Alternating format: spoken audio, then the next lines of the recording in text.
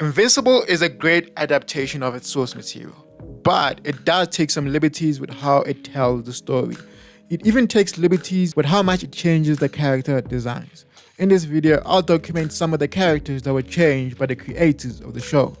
The most common one that everybody knows is Amber. In the show, she's this black young lady, but in the comics, she's a white blonde. I like the change because I'm a fan of the representation, but I'm not a fan of the change in character. I did a video on that, check it out. In the comics, you can understand where she's coming from, but in the show, you stand there like, bro, give that man a break.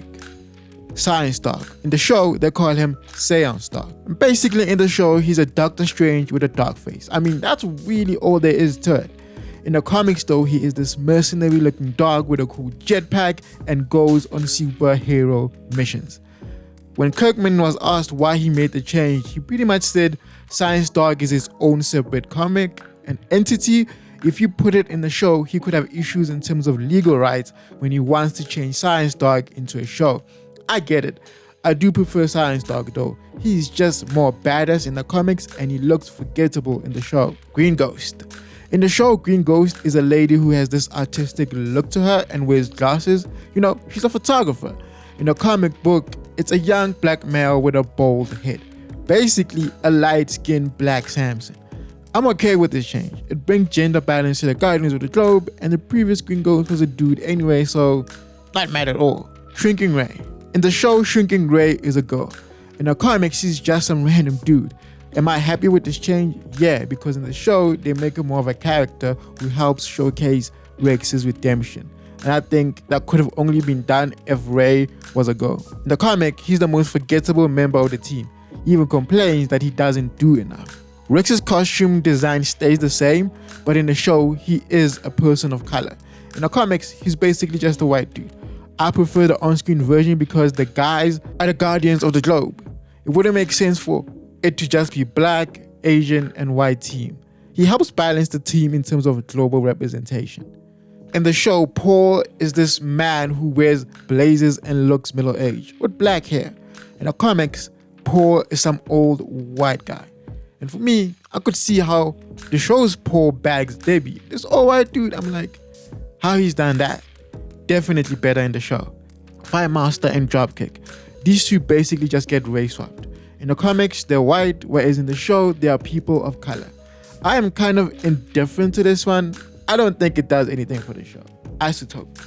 Isotope in the show has this long green hair with a ponytail. In the comic book, Isotope rocks long spiky hair with a goatee. He still sports the suits though, but I prefer the comic book version. The comic book looks like a guy who is a bad guy.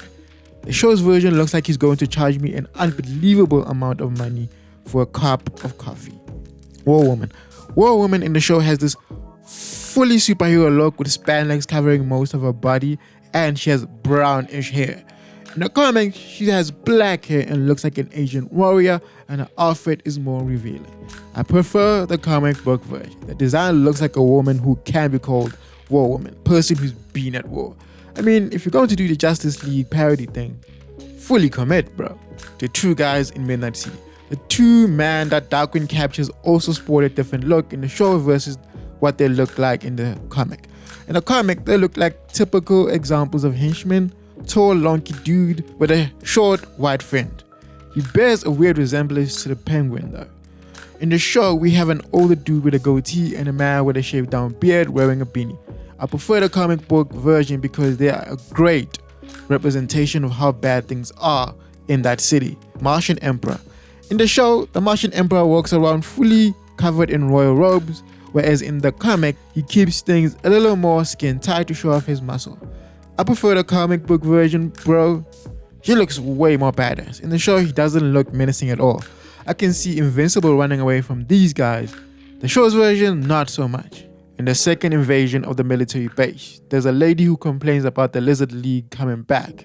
In the comics, this is a guy. The Viltrumite who attacks Alan and Omni-Man is changed from an older gentleman with white hair and a mustache to one who has orange hair and wears glasses. Titan, for the most part, looks the same. Just that in the comics, he has hair.